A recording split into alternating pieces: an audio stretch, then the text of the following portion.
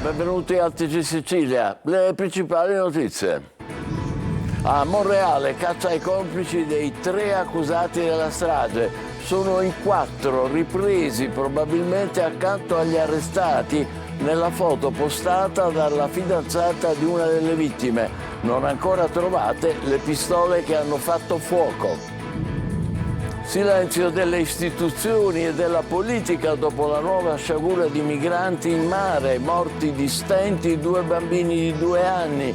Il presidente della Conferenza Episcopale Siciliana, Monsignor Raspanti, al nostro TG. Necessario alzare la voce perché questa tragedia si fermi, non si vede ancora un'azione incisiva. A Catania, aggredito e ferito in carcere un agente di polizia penitenziaria, prigioni sempre più pericolose e permeabili. Si moltiplicano i video realizzati in cella con gli smartphone senza controlli.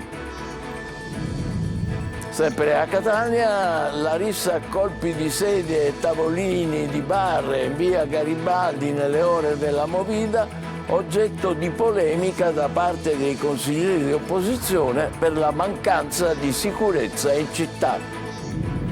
A Messina, sviluppi nell'inchiesta sulla cessione della società di calcio giallorossa. La procura acquisisce diversi atti in uffici pubblici e privati sull'operazione economica che poi non si è conclusa.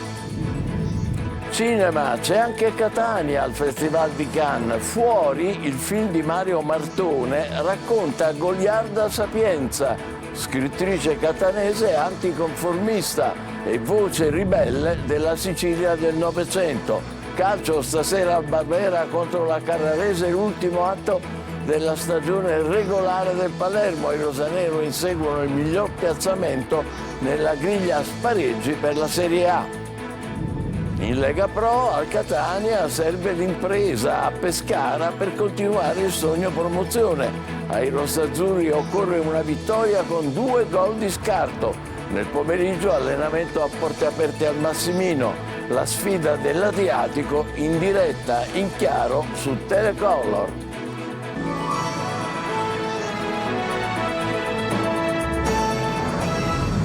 Bentrovati, strage di Monreale e caccia ai complici dei 3 arrestati. Una foto scattata prima della sparatoria dai ragazzi dello Zen è all'esame degli investigatori che cercano gli altri componenti del branco. Marco Gullà. Questa foto ha permesso agli investigatori di risalire al secondo criminale che ha sparato sulla folla a Monreale. Il terzo arrestato, Mattias Conti, dopo i fermi di Salvatore Calvaruso e Samuel Acquisto. Una foto fondamentale per le indagini, anche perché è stata scattata qualche ora prima della sparatoria e che in teoria potrebbe permettere agli inquirenti di risalire anche agli altri complici della strage. Ce ne sarebbero almeno altri 4. Una foto pubblicata sui social e poi rimossa, ma prontamente intercettata da alcuni testimoni di Monreale che l'hanno condivisa sui social, come la fidanzata di una delle 3 vittime. Conti è stato identificato anche grazie alla collanina che porta al collo con un ciondolo raffigurante Lino Celesia, un giovane ucciso nel dicembre del 2024 davanti ad una discoteca a Palermo. Delle armi non c'è traccia, se ne sono disfatti durante la fuga, stessa cosa con i cellulari e i vestiti. Ci sarebbero però altre immagini in cui si vedono Acquisto e Conti rientrare a casa nel quartiere Zen 2 a bordo di una bici elettrica. Si sarebbero liberati della moto ritrovata poi il 3 maggio. Continuano intanto a riecheggiare le parole di Marco Pirozzo, fratello di Massimo, vittima della strage. Un richiamo verso le istituzioni a fare di più, ad essere più presenti. Parole dure ma legittime, considerato che nel momento della sparatoria, avvenuta in 2 diverse fasi, non erano presenti le forze dell'ordine. Cambiamo argomento sulla nuova tragedia del mare, la morte di 2 bambini di soli 2 anni. Il presidente della Conferenza Episcopale Siciliana, Monsignor Raspanti, al nostro microfono invita a non abituarsi e a continuare a levare la voce, dice, perché simili sciagure non accadano più. Ascoltiamolo. È necessario continuare a levare la voce, come hanno fatto Papa Francesco e il nuovo pontefice, perché questa tragedia si fermi. Vanno interessate le nazioni o le entità anche sovranazionali perché in qualche modo si faccia luce e si fermi questa continua tragedia. Noi possiamo pregare naturalmente, per quanto è possibile, anche soccorrere e invitare tutti quelli che vanno per mare di soccorrere quando ci sono barche in avaria. Ma la questione ormai sappiamo che è annosa, che da decenni ne parliamo, protestiamo, cerchiamo di fare qualcosa, ma un'azione incisiva ancora non si vede. Poco fa intanto si è appreso che il disperso in mare di quest'ultima tragedia con 3 vittime è lo stesso scafista nigeriano, esasperato dall'assenza di acqua e cibo, si è gettato in mare in zona SAR maltese prima del soccorso effettuato dal veliero di una ONG, la Nadir. A Porticello resteranno bloccate a lungo le operazioni di recupero del Basian dopo la morte di uno dei sub dell'azienda incaricata del recupero. La magistratura infatti rimane in attesa dell'esito dell'autopsia sul corpo dell'olandese 39enne. Maglio Viola. Un oblò rotto che ha permesso all'acqua di entrare anche prima della tempesta e una misteriosa bolla di idrogeno che non ci sarebbe dovuta essere. Sono i 2 misteri legati al Bayesian, il veliero affondato l'estate scorsa a Porticello uccidendo 7 persone e che nei giorni scorsi ha causato un'altra vittima, un sommozzatore dell'impresa incaricata del recupero del relitto. È attesa per questa settimana l'autopsia sul cadavere del subolandese di 39 anni ucciso da un'esplosione subacquea mentre un cannello ossitrico stava tagliando il boma, ovvero il supporto che tiene il grande albero legato all'imbarcazione. Ad eseguire l'operazione era proprio lui, la vittima. Un'esplosione che si suppone possa essere stata causata da una bolla di idrogeno che in teoria non ci sarebbe dovuta essere. È solo l'ultima stranezza in questa vicenda. Dalle immagini preparatorie del recupero è emersa anche un'altra di queste stranezze, un elemento utile all'inchiesta sull'affondamento. Le immagini mostrerebbero un finestrino, un oblò rotto che potrebbe essere stato alla base dell'affondamento stesso. Difficile dire con certezza da quando fosse rotto, ma gli esperti sono convinti che non si tratta di un danno legato all'affondamento, ma ci sarebbero tracce che mostrerebbero come fosse già aperto prima dell'incidente. In ogni caso adesso le inchieste aperte sono 2, una sull'affondamento, una seconda sull'incidente della scorsa settimana durante il recupero. La procura intende comunque procedere con le operazioni per riportare a galla il relitto, ma non subito. Bisognerà aspettare almeno la relazione autoptica e quella tecnica prima di dissequestrare l'area e dare nuovamente il via alle operazioni. Dovrà comunque essere rivisto il piano per garantire la sicurezza di chi opera in profondità e prevenire altri drammatici incidenti. A Catania, aggredito e ferito in carcere un agente di polizia penitenziaria. Prigioni sempre più pericolose e permeabili. Si moltiplicano infatti i video realizzati in cella con gli smartphone. Luca Ciliberti. Il carcere è sempre più permeabile, dentro entra di tutto. Il caso del cellulare trovato in cella a Nico Pannetta non è un caso isolato. Il numero dei telefonini scoperti e sequestrati all'interno dei penitenziari è sempre crescente. Nel 2024 sono stati rinvenuti 2.252 telefonini clandestini, in aumento rispetto ai 1.595 del 2023 e ai 1.084 del 2022. In Italia, introdurre o detenere telefoni cellulari in carcere è un reato punito con una pena da 1 anno a 4 anni di reclusione.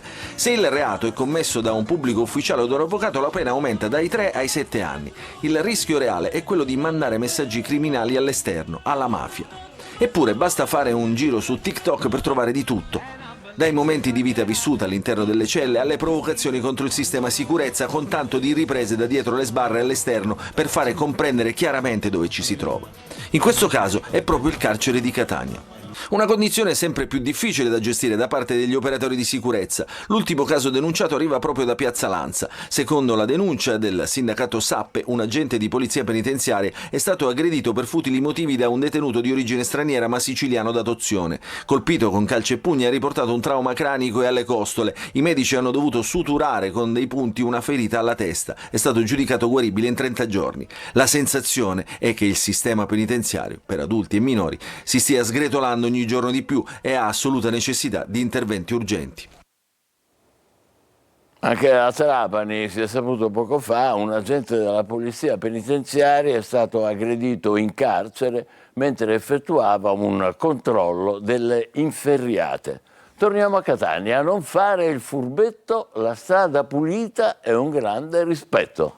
Nella città, iniziativa degli studenti per rivendicare il diritto di vivere senza spazzatura abbandonata in giro. Installata anche una telecamera davanti alla scuola San Giovanni Bosco. Tonino De Manna. Nella strada spazzatura, non buttare, non buttare. Usa il cestino, quello più vicino e tutto brillerà. È lo slogan che ha accompagnato la sfilata degli studenti che insieme ai genitori e alle istituzioni sono scesi in strada a Catania per rivendicare un diritto sacrosanto, camminare su strade pulite. Messaggi forti e chiari, intonati e cantati a gran voce, scritti nero su bianco su cartoncini colorati. L'entusiasmo degli studenti del comprensivo San Giovanni Bosco commuove anche il sindaco trantino. Sto diventando vecchio, Tonino. Superata l'emozione, la lucida analisi e il racconto di come è nata l'iniziativa. Questa è un'iniziativa che parte da una lettera che mi ha inviato un bambino di quarta elementare, Alessandro. Sono venuto a trovarlo e loro stessi hanno avuto l'idea: perché non facciamo qualcosa insieme per far vedere ai nostri concittadini più adulti che la città deve essere anche nostra, che devono rispettare anche noi. Osserva tutti i suoi ragazzi, li applaude. I figli di Catania sono tutti qui per dare loro una lezione. Abbiamo voluto fare questa ulteriore azione di sensibilizzazione per garantire il diritto non solo all'istruzione ma all'educazione ai nostri bambini. La telecamera che vedete è stata installata davanti al plesso di Corso dei Mille e sulla tecnologia che confida l'assessore alle manutenzioni Petralia. Si spera con questo segnale di garantire il controllo e un senso di civiltà all'interno di questa zona così importante. Il resto lo dovrà fare la gente comune. Sono messaggi che devono arrivare e arrivano, che arrivano proprio dal futuro, dai bambini. Non sporchiamo, rispettiamo, lasciamo Catania pulita. L'amore per la città prevale su tutto. Siamo a Catania, dopo la furiosa rissa a colpi di sedie e tavolini di bar in via Garibaldi nelle ore della movida, i consiglieri dell'opposizione accusano l'amministrazione di aver perso il controllo della sicurezza in città. Luca Ciliberti. Di giorno tranquilla isola pedonale, di sera via della Movida insicura, o almeno così vorrebbe qualcuno, perché via Garibaldi a Catania, teatro di una rissa con tanto di colpi di tavoli e sedie tra giovanissimi durante il fine settimana, è solo l'ultimo caso di movida violenta. Seppur casi isolati, la politica e il tessuto produttivo della città chiedono attenzione alle istituzioni e più presenza di forze dell'ordine in strada durante la notte. In realtà l'amministrazione dovrebbe coordinarsi di più con le forze dell'ordine e trovare una soluzione definitiva. Se non sono capaci, a questo punto forse è il caso di contattare Roma e magari mandare l'esercito, perché la situazione ormai è diventata insostenibile. Nell'ultimo episodio di violenza urbana il Codacons si costituirà parte civile, ma è la sensazione di insicurezza, soprattutto nelle ore serali, a mettere in allarme residenti e turisti che proprio in queste settimane di primavera popolano il centro storico. Abbiamo più volte richiesto all'amministrazione di far rispettare il regolamento acustico e il regolamento della gestione dei locali, le aperture, le chiusure, insomma sembra che tutto sia così lasciato alla mercé dei gestori e degli avventori. Proprio la sicurezza urbana sarà una delle emergenze con cui si dovrà confrontare il nuovo prefetto di Catania. Nuova violenta aggressione, questa volta nelle strutture sanitarie. È successo a Comiso, vicino a Ragusa. Vetri rotti e minacce. Una semplice richiesta di prenotazione si è trasformata per gli addetti in un incubo. Veronica Barbarino.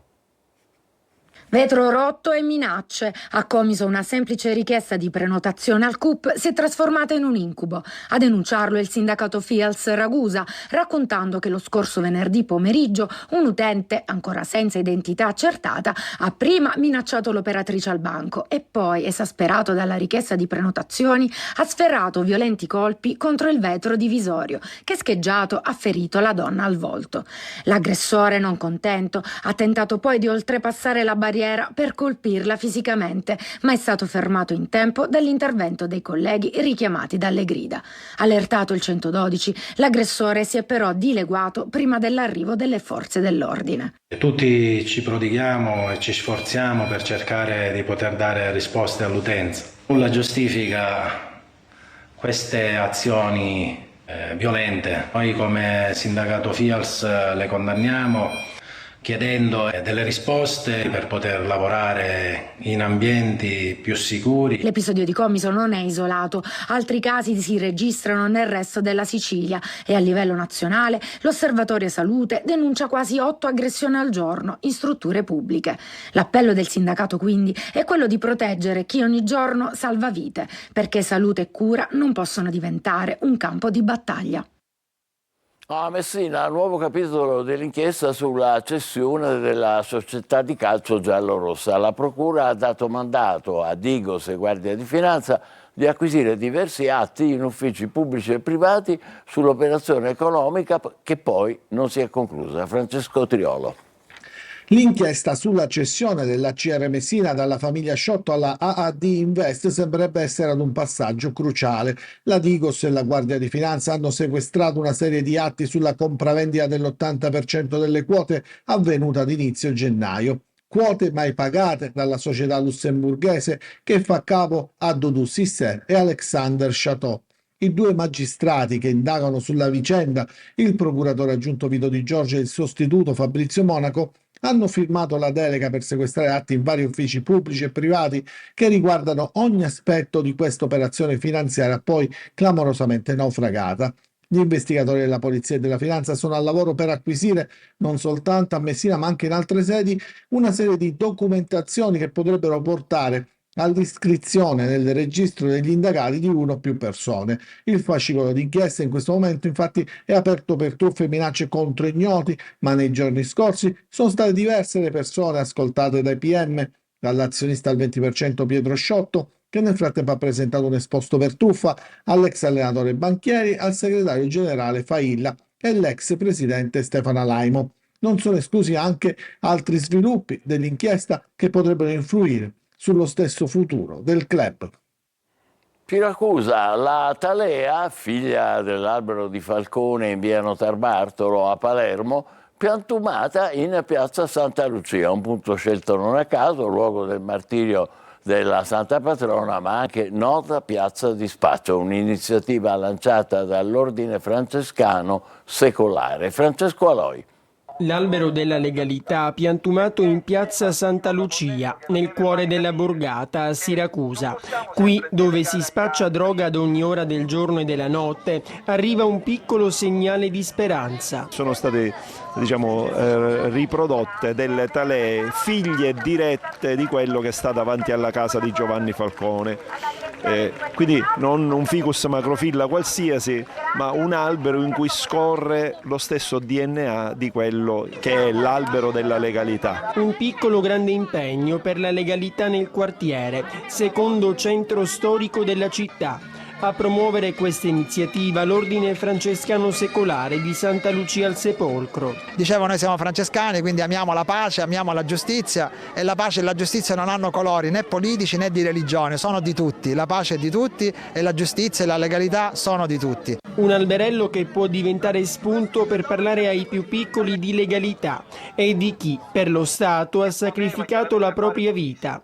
In questa piazza da un lato lavorano, si fa per dire, gli spacciatori, ma dall'altro giocano tanti bambini e sono loro che devono essere educati per un sano futuro. Oggi vuole essere un presidio di legalità, proprio a demonizzare quello che dall'altra parte succede.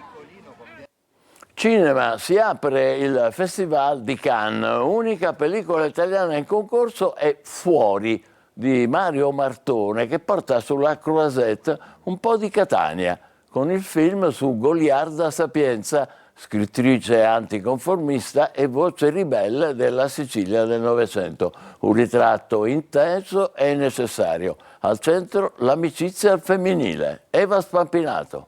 Anche quando stanno fuori. Fuori di Mario Martone è l'unico film italiano a concorrere per la Palma d'Oro al Festival internazionale del cinema di Cannes, al via oggi, e sullo schermo internazionale arriva anche un po' di Catania. Più di questi salotti. Non ne possono più di me. Martone infatti racconta la vita di una illustre catanese, scrittrice indomabile, controversa, luminosa, goliarda Sapienza, nata a Catania nel 1924, cresciuta in una famiglia anarchica e colta, ha attraversato il Novecento con la furia e l'intelligenza di chi non si piega.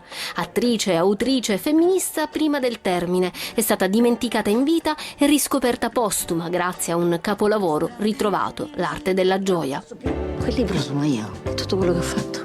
Me lo rifiutavano prima, figuriamoci adesso. Martone aveva pensato a Valeria Golino per interpretare il film proprio mentre la Golino stava lavorando alla serie TV L'arte della gioia, per cui ha vinto 3 David di Donatello. Le straordinarie Matilda De Angelis ed Elodie la affiancano nel racconto di una parte della vita di goliarda Sapienza. Roma 1980, per un furto di gioielli durante una festa la scrittrice finisce in carcere a Rebibbia e intreccia un profondo legame di amicizia al femminile con donne socialmente distanti da lei. Fuori è un titolo che non lascia spazio a dubbi, fuori dalle regole, fuori dai canoni, fuori dalle gabbie culturali, ma anche fuori nel mondo dove la voce di goliarda, potente, siciliana, ruvida e lirica, continua a risuonare. È il momento della nostra pausa, tra poco per il calcio l'ultima di campionato in B con il Palermo che insegue il miglior piazzamento per i play-off e l'attesa per la sfida di domani all'Adriatico fra il Catania e il Pescara. Vi aspetto, state con noi.